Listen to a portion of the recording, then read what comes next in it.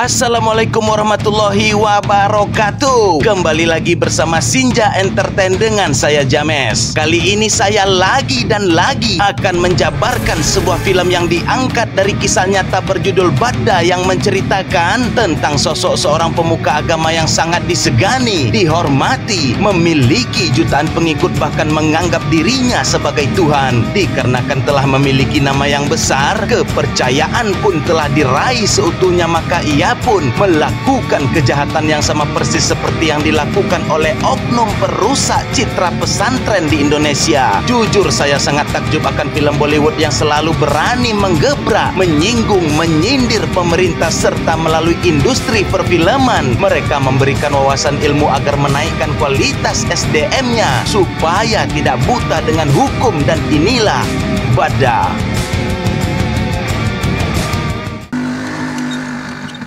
Film dibuka dengan memperlihatkan seorang wanita remaja bernama Nusing, dan ia ditemani oleh sang ayah bernama Satria beserta sang ibu bernama Riri untuk melaporkan kepada pihak kepolisian bahwasannya Nusing telah digerayangi, dilecehkan sehingga meninggalkan trauma yang begitu mendalam. Terlebih lagi pelakunya merupakan pemuka agama sekaligus guru bagi Nusing itu sendiri, dan oleh sebab itulah kasus ini menjadi sangat viral di masyarakat, dan pihak kepolisian membawa Nusing ke bagian medis untuk dilakukan pemisuman.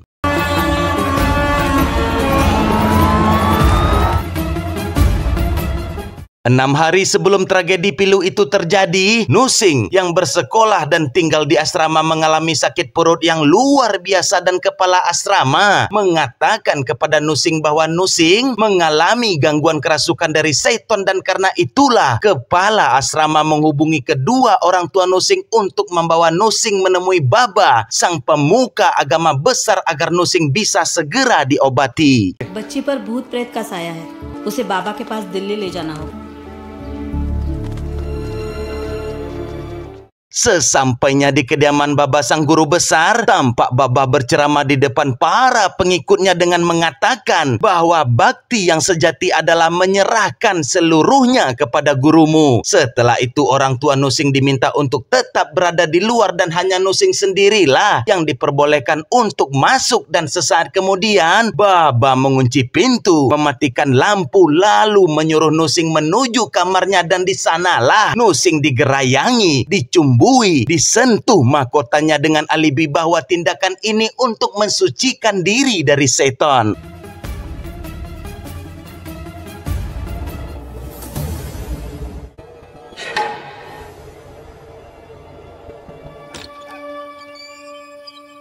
Setelah tragedi tersebut terjadi, membuat Nusing hanya berdiam diri, menangis, tak makan, tak minum karena trauma yang ia derita begitu sangat besar. Hal tersebut tentu saja dikarenakan Nusing seolah tak percaya pemuka agama yang dianggapnya sebagai Tuhan telah tega melakukan perbuatan yang tak senonoh kepada dirinya, sehingga berujung pelaporan kepada pihak kepolisian yang terjadi di awal film.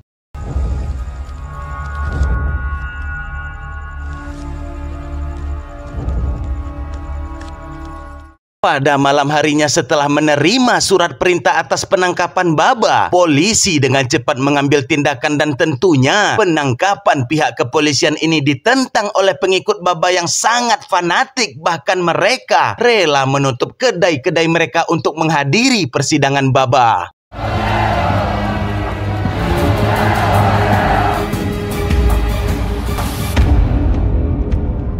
Sidang pertama pun dilakukan, dan sang hakim membacakan beberapa pasal pelanggaran yang dituduhkan kepada Baba, dan dengan tegas Baba menyangkal semua tuduhan terhadap dirinya. Begitupun juga dengan pengacara pembela pihak Baba yang bernama Bapak Kalera ini pun membantah tuduhan terhadap kliennya dan beranggapan jika semua tuduhan tersebut hanyalah konspirasi yang dibuat dikarenakan Baba merupakan orang yang terpandang. Sementara itu pengacara penuntut alias pengacara yang membela pihak Nusing meminta kepada sang hakim untuk tetap menahan Baba dalam 15 hari ke depan guna mengumpulkan bukti-bukti yang lebih banyak, dan hal itu pun disetujui oleh sang hakim. 15 days police custody.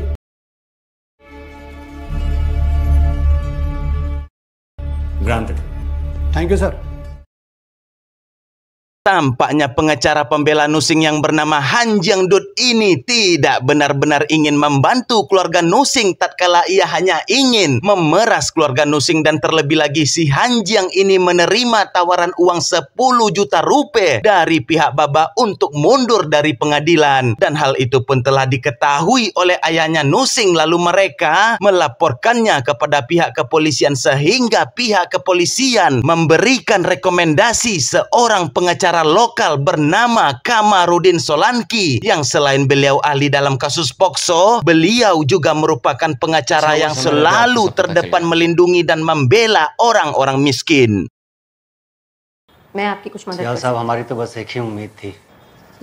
Sesampainya di kediaman sang pengacara Kamarudin Solanki,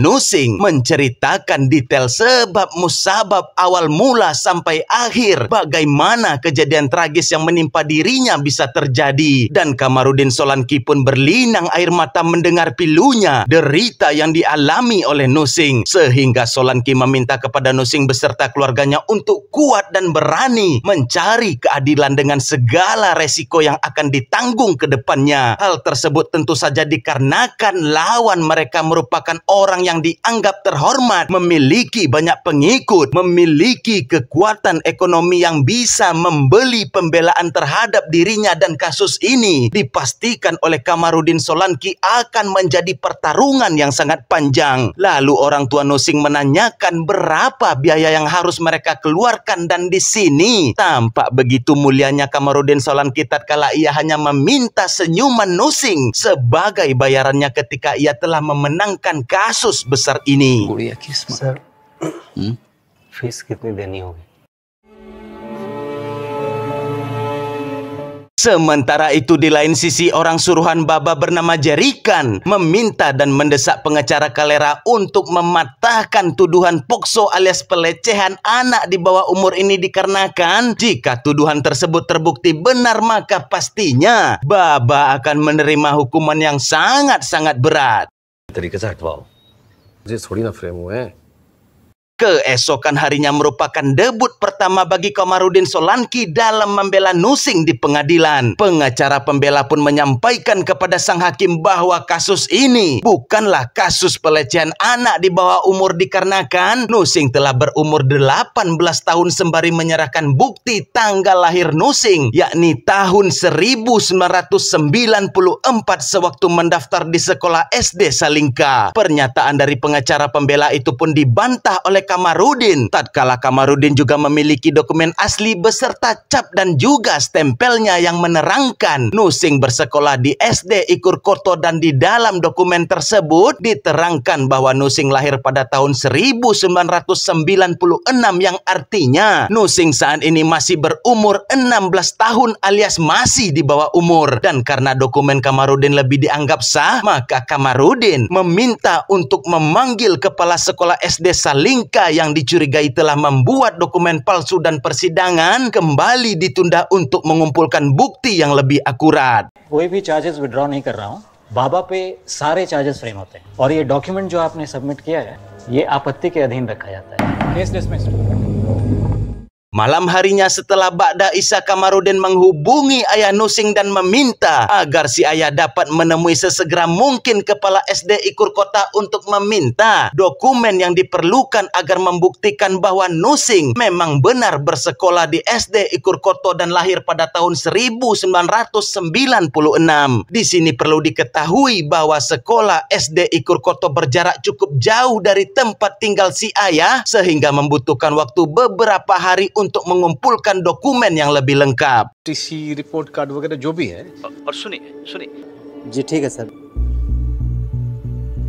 Setelah persidangan, tampak anak buah Baba kembali gusar dan merasa kecewa karena pengacara Kalera belum juga mampu membebaskan Baba, dan untuk itulah ia akan menyewa pengacara nomor 1 di India untuk melawan Kamarudin Solanki. Terbangun dari tidurnya lalu Komarudin dengan rutinitas biasanya yang selalu membaca koran, sontak ia dibuat terkejut tatkala pihak Baba mendatangkan pengacara nomor 1 di India yang bernama Ramchandrawani, dan ia merupakan idola bagi Komarudin, serta asisten Komarudin yang bernama Ronald ini pun sangat ingin berfoto dengan Ramchandrawani yang akan menjadi lawan mereka. क्या देश के जाने माने वकील सर, क्या लगता है आपको बाबा को बेल मिलेगी कि नहीं सर? इनके साथ एक फोटो मिल जाती तो मस्त होता।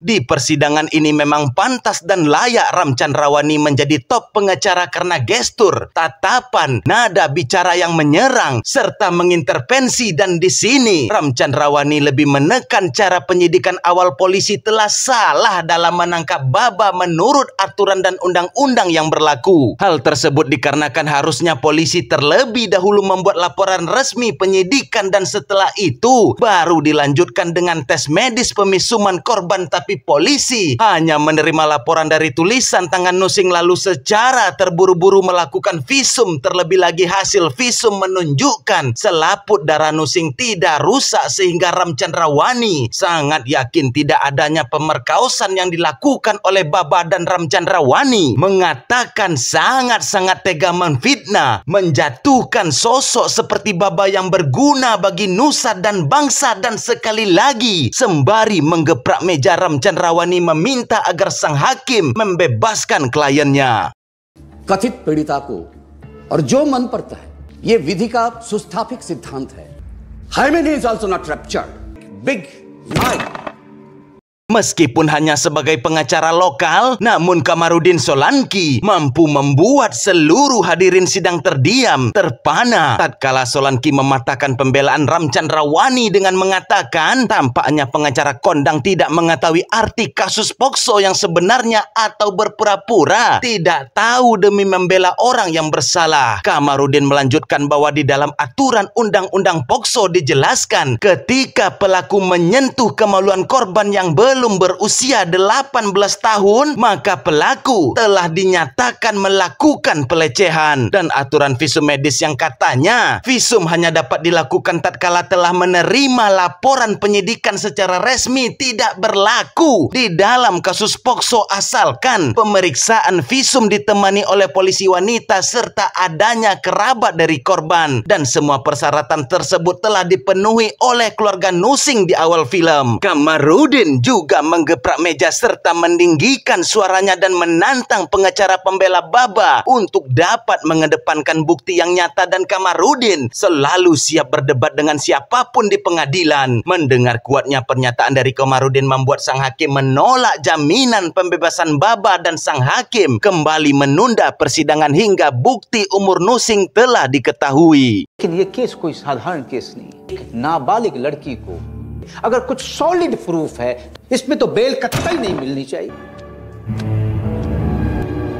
Bell denied. Pada malam harinya di kediaman Kamarudin, dua orang suruhan Baba berusaha menyogok dan memberikan uang senilai 38 miliar rupiah agar Kamarudin berhenti menyudutkan Baba serta berhenti membela Nusing. Namun Kamarudin bukanlah Harvey Muiz yang hijau incek matanya ketika melihat uang, lalu Kamarudin mengancam akan menghubungi pihak kepolisian jikalau orang-orang hina tersebut tak kunjung angkat kaki dari rumahnya. पूरे 20 करोड़, बाकी के बाबा को बेल मिलते ही। मिश्रा जी, आपको उठ जाना चाहिए था अब तो उठ जा। इतने मुस्कुराते हुए चेहरे पे गुस्सा अच्छा नहीं लगता। सब इंस्पेक्टर सियाल स्पीकिंग। अरे साल साहब, मैं अपने काम में क्या दिन और क्या रात। Pada hari berikutnya sidang pun kembali dilanjutkan dengan mendatangkan kepala sekolah SD Salingka yang bernama Fitri Kapur, dan Kamarudin membabat habis Ibu Fitri dengan pertanyaan jikalau memang Nusing bersekolah di SD Anda, tolong buktikan mana fotonya, mana bukti pembayarannya, mana bukti cap beserta stempel dan tanda tangannya. Dan Ibu Fitri dibuat tak berkutik tatkala Kamarudin membandingkan dengan dokumen yang ia miliki yang menerangkan bahwa Nusing bersekolah di SD Ikurkoto dengan adanya bukti-bukti yang kuat sampai kepada rapot beserta penghargaan, membuat pengacara Kalera memberikan isyarat tutup mulut. Akan tetapi Ibu Fitri telah terlanjur mengatakan jikalau Nusing memang tak pernah bersekolah di SD Salingka. बार बार आप क्या गलत सही कर रहे हैं? एडमिशन नहीं होता नहीं हुआ था।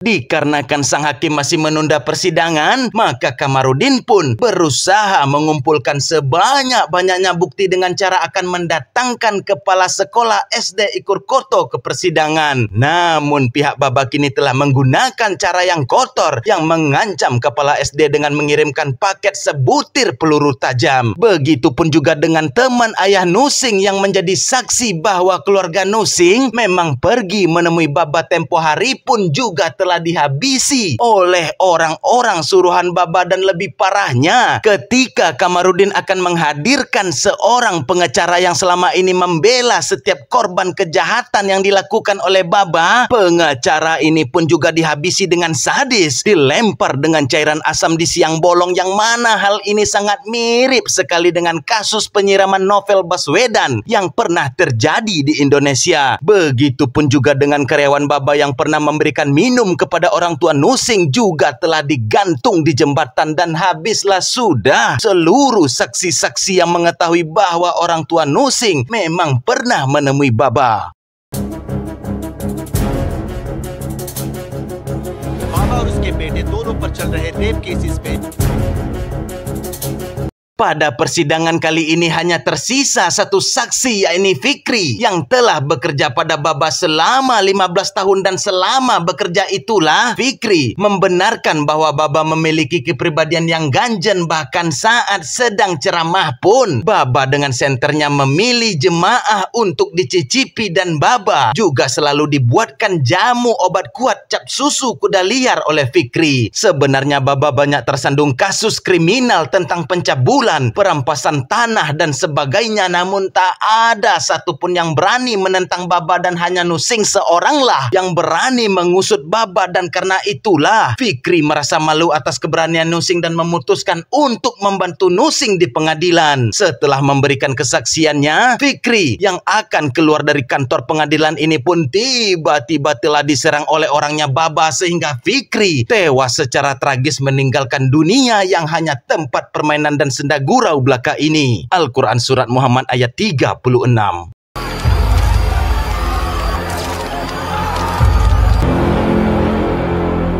Hal yang sama pun tampak juga berlaku bagi Kamarudin. Tatkala saat ia ingin pergi, Kamarudin juga telah diikuti oleh orang-orangnya Baba, dan beruntung Kamarudin bisa meloloskan diri. Dan pada hari berikutnya orang-orangnya Baba kembali membuntuti Kamarudin, bahkan mencoba mengincar anaknya. Dan karena itulah pihak kepolisian memberikan penjagaan secara penuh 24 jam melindungi keluarga Kamarudin beserta keluarga Nusing.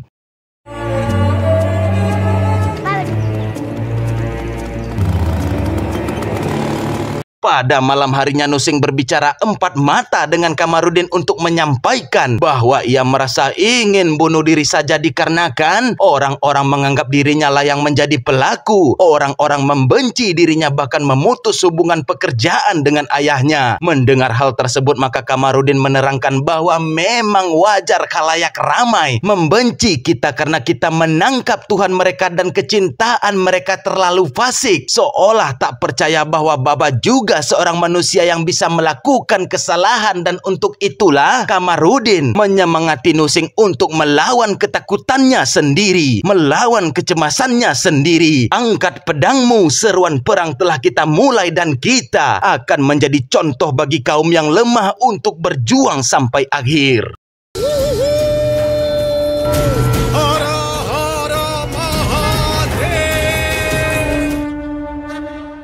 Keesokan harinya merupakan hari bagi Nusing untuk menjelaskan secara langsung di hadapan sang hakim. Karena para saksi yang membantu Nusing semuanya telah tewas, pengacara Kelera ini pun menanyakan jika memang benar engkau telah dilecehkan, apa yang ada di dalam kamar Baba. Nusing pun menjawab bahwa ia melihat meja, kursi, tempat tidur, kipas angin, dan beberapa perabotan lainnya, sehingga pengacara Kelera meminta Nusing untuk menjawab apa warna alas kasur di malam kejadian itu dan Nusing menjawab alas kasur yang Baba gunakan berwarna hitam dan seketika pengacara Kelera langsung menyalahkan Nusing karena alas kasur yang sebenarnya Baba gunakan merupakan berwarna biru. Di sini pengacara Kamarudin langsung berdiri dan kembali menelanjangi pengadilan dengan penjelasannya bahwa tidak mungkin Nusing mengingat apa warna kipas angin, apa warna alas kasur karena Nusing tentunya tidak mempersiapkan diri jikalau ia akan dilecehkan. Ia tidak mengetahui jikalau ia akan ditanyai di pengadilan. Hal tersebut tentu saja dikarenakan karena Nusing pergi menemui Baba dengan tujuan pengobatan. Lalu Kamarudin menanyakan kepada sang hakim apa warna kipas yang tergantung di sebelah Anda. Lalu Kamarudin juga menanyakan kepada pengacara Kelera apa warna jam tangan asisten Anda, dan dari kedua pertanyaan tersebut baik sang hakim bahkan pengacara Kelera pun tidak mampu menjawabnya karena fokus utama manusia tergantung dari tujuannya, dan tujuan Anda berdua hadir di pengadilan ini untuk bekerja bukan untuk mengingat benda-benda. Begitupun juga dengan Nusing di malam itu, tujuannya adalah untuk berobat dan tak tahu ia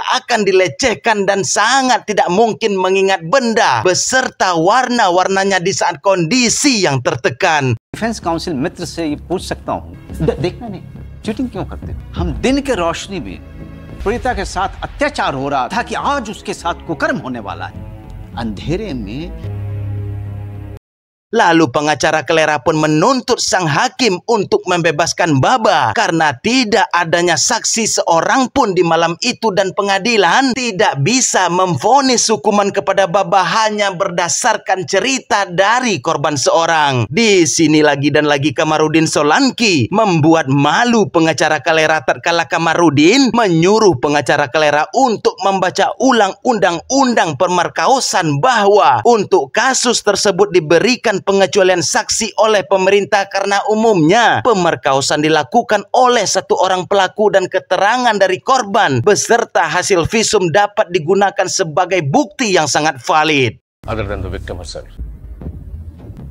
क्या आप ये बता सकते हो, और हर बार ये अपने बयान पे अड़िग रही है। Persidangan selanjutnya dikejutkan dengan kedatangan Menteri Hukum sebagai pembela pihak Baba menyampaikan kepada sang hakim bahwa Baba merupakan sosok yang sangat berguna bagi negara. Ia membangun sekolah, ia membangun rumah sakit. Lalu sang menteri pun melanjutkan, selama ia menjabat sebagai Menteri Hukum dirinya selalu banyak membantu hakim-hakim yang hebat untuk berkarir di pengadilan yang lebih tinggi. Dan sampai saat ini kemurahan hatinya sebagai menteri tidak pernah berubah.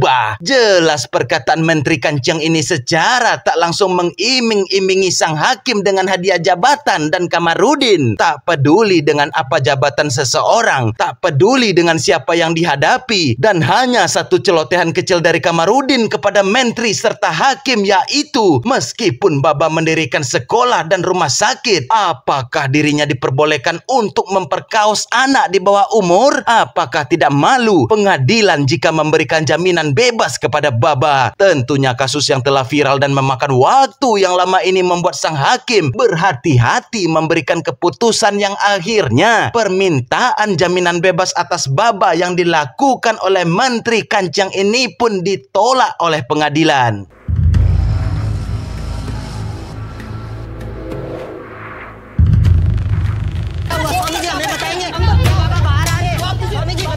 Tak berhasil memberikan jaminan meski dibantu Menteri Hukum India, kini pihak Baba mendatangkan ahli medis yang meminta kepada sang hakim agar Baba diberikan izin berobat ke Amerika karena pada saat ini Baba katanya menderita penyakit neuralgia trigeminus atau semacam serangan listrik yang terjadi pada otak serta di wajah manusia. Tentunya Kamarudin tidak percaya begitu saja dan Kamarudin meminta waktu kepada sang hakim untuk menunda sementara persidangan. Dan singkat cerita, setelah persidangan kembali dilanjutkan, Kamarudin menyampaikan kepada sang hakim harusnya jika memang benar Baba menderita penyakit tersebut, mengapa tidak dilakukan perawatan sejak dari lama? Karena penyakit ini bukan penyakit yang datang secara tiba-tiba, dan mengapa harus pergi ke Amerika sedangkan kita mempunyai dokter yang kompeten di India? Lalu Kamarudin menekankan kepada sang hakim agar tidak mengizinkan Baba berobat ke Amerika karena Kamarudin Kamarudin mencurigai tindakan Baba ini hanyalah alibi yang berkedok pelarian dan sang hakim menolak izin berobat Baba ke Amerika. Lalu sang hakim meminta dokter yang ditunjuk untuk membuktikan kebenaran penyakit Baba, dan singkat cerita setelah menunggu dalam beberapa jam ternyata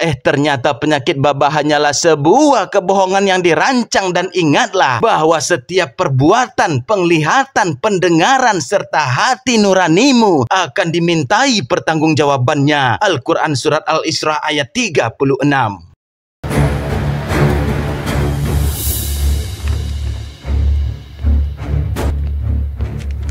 Bail denied.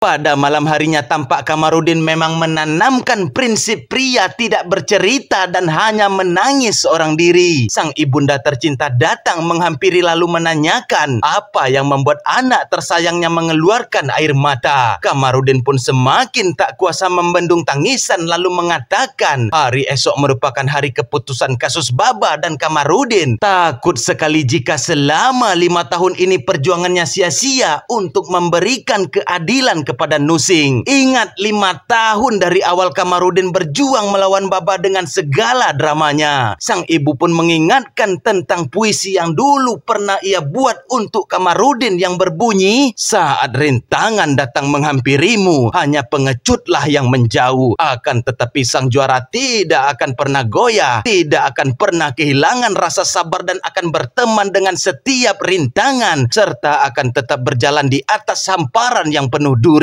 Serta sang juara akan selalu ada senyum di wajahnya untuk menahan setiap rasa sakit. एक बात बता, वह कविता याद है जब बचपन में तुझे घोट घोट के सिखाई थी? विघ्नों को गले लगाते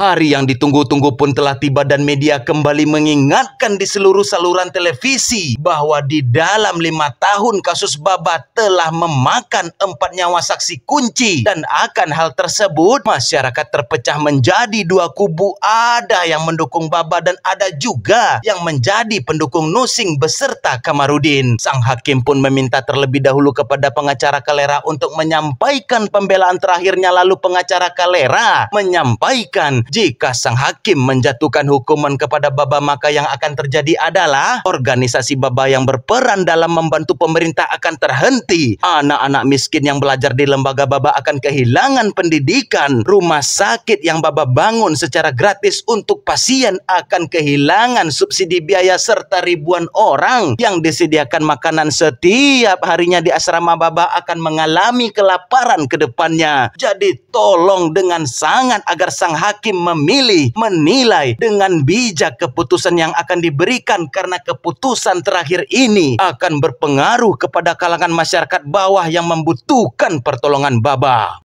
I'm sorry, झूठे केस से बाबा की जो संस्थाएं हैं वो इस शिक्षा से वंचित हो जाती हैं। वो इस मानव कल्याण में अपना योगदान नहीं कर पाए। अपना पेट भरते हैं, ऐसा जश्न है।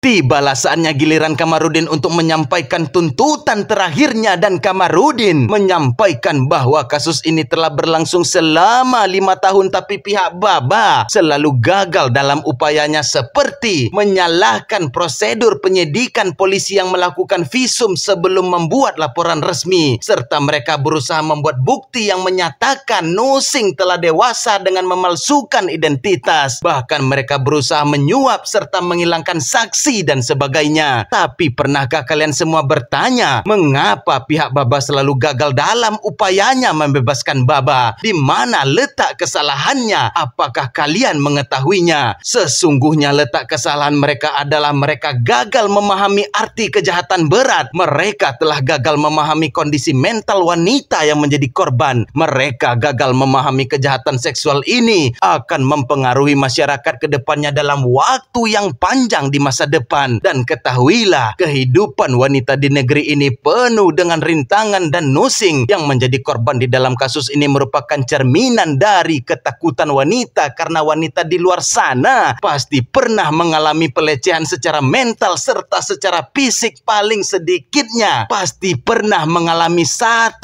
kali di dalam hidup wanita. Dalam proses pengadilan yang berlangsung selama 5 tahun ini, ada yang melihat Nusing sebagai korban, ada yang melihat Nusing sebagai objek pemuas nafsu, bahkan ada yang mencari keuntungan dengan mengadu domba melalui siaran televisi untuk menaikkan rating tontonan. Tapi saya pribadi, Kamarudin Solanki, melihat Nusing sebagai wanita tangguh yang memilih berdiri melawan pemuka agama, melawan penguasa, melawan pria bejat yang menjatuhkan marwah wanita. Dan Nusing akan menjadi contoh, akan menjadi cerminan, akan menjadi gagasan wanita di masa depan agar jangan pernah takut dalam menegakkan keadilan. Sekali lagi disinilah letak kesalahan pembela Baba yang selalu berpatokan kepada iman, tapi mengesampingkan tanpa memperdulikan kelakuan serta tindakan bejat yang dilakukan. Jika kalian tetap berpatokan kepada iman, maka saya, Kamarudin Solanki, akan menceritakan tentang kisah agama kepada kalian, bahwa Ravan merupakan raja yang sangat alim dalam menyembah Dewa Shivji. Namun Dewa Shivji tidak memaafkan Ravan hanya karena 1 kesalahan. Dewa-dewa lain pun protes kepada Dewa Shivji, mengapa engkau tidak memaafkan Ravan sedangkan ia merupakan pengikutmu yang paling setia. Maka Dewa Shivji pun menjelaskan, dan harap simak baik-baik penjelasan Dewa Shivji ini, ucap Solanki. Menurut Dewa Shivji, kesalahan manusia dibagi atas 3 golongan, dan yang pertama, manusia melakukan kesalahan secara sadar maupun tidak sadar, maka hal ini bisa ditebus dengan permintaan maaf. Yang kedua, merupakan dosa kekejaman seperti membunuh, penculikan, dan perbuatan keji lainnya, dan dosa ini masih bisa dimaafkan. Tapi yang ketiga, golongan dosa ini merupakan dosa besar yang tak bisa dimaafkan. Dan sebagai contohnya, Ravan yang menjadi pemimpin, menjadi raja, menjadi pemegang amanat, tapi ia memanfaatkan hak dan ilmu yang ia punya untuk menyesatkan pandangan agama ke depannya, mempengaruhi keputusan ke depannya, menyesatkan orang-orang serta merubah jalur yang semestinya, menyamar di balik orang alim dalam melakukan tindakan bejatnya. Dan tindakan inilah yang merupakan dosa yang tak bisa diampuni. Dan Baba merupakan contoh sosok Ravan di zaman ini karena melakukan berbagai macam tindak kriminal di balik topeng penyamaran agamanya. Dan oleh sebab itulah Kamarudin Solanki meminta jangan kasihani Baba, jangan diberi ampun, dan Kamarudin meminta kepada sang hakim untuk memberikan saksi hukuman mati kepada Baba. इसे कतई नहीं छोड़ा जाना चाहिए। मासूम बच्चों के साथ विश्वासघात, उनका नाम इस्तेमाल कर I claim a death penalty to be hanged till death. Sorry, आवाज पूछी।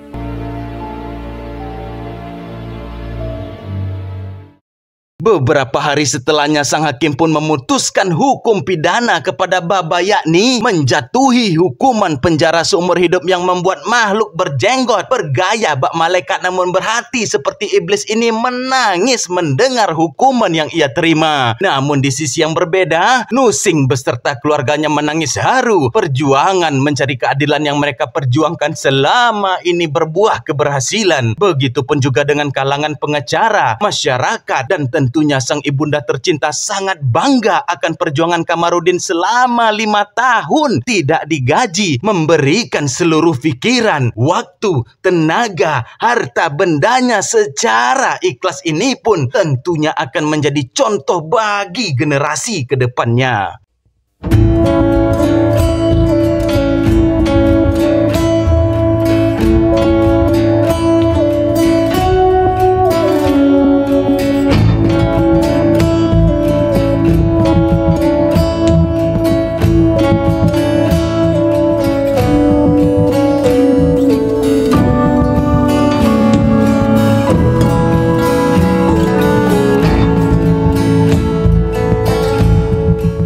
Pesan dan pelajaran yang dapat kita ambil pada film ini ialah banyak sekali oknum seperti Baba yang memperjualbelikan agama demi keuntungan, dan banyak oknum yang merusak citra ulama dan citra pesantren sehingga para orang tua yang menganggap tadinya pesantren merupakan tempat yang aman, tempat yang suci, malah menjadi sarang dari berbagai kejahatan. Maka tidak heran Allah dan Rasulnya telah memberikan kecaman keras kepada oknum para ulama akhir zaman yang menyalahgunakan ilmu, tidak mengamalkan ilmu, memperjualbelikan agama untuk kepentingan dunia serta ria dan mencari pujian dari manusia. Maka di dalam Al-Quran surat Al-Baqarah ayat 41 Allah telah berfirman, jangan memperjualbelikan ayat-ayatku. Serta di dalam hadis Al-Baihaqi Rasulullah juga telah bersabda, orang-orang yang paling keras siksaannya pada hari kiamat adalah golongan orang-orang alim yang ilmunya tidak bermanfaat. Serta di dalam hadis riwayat Muslim Rasulullah juga telah bersabda, sesungguhnya orang yang menuntut ilmu lalu mengajarkannya serta membaca Al-Quran namun niatnya hanya untuk disebut sebagai orang alim, disebut sebagai orang pandai, disebut sebagai qori dengan bacaan yang baik, maka golongan ulama yang ria ini akan menjadi golongan yang pertama kali dilempar ke dalam nerakanya. Saya James yang mewakili Sinja Entertain mengucapkan terima kasih yang sebesar-besarnya kepada kalian yang selalu setia dan selalu mendukung channel ini. Dan saya juga mohon bantu doanya teman-teman, karena di akhir bulan Februari ini merupakan HPL untuk istri saya melahirkan, dan semoga istri dan anak saya selamat, sehat, sentosa, aman, jaya. Amin amin ya rabbal alamin. Dan bagi teman-teman yang mungkin mempunyai rekomendasi nama anak laki-laki yang ada nama unsur Islamnya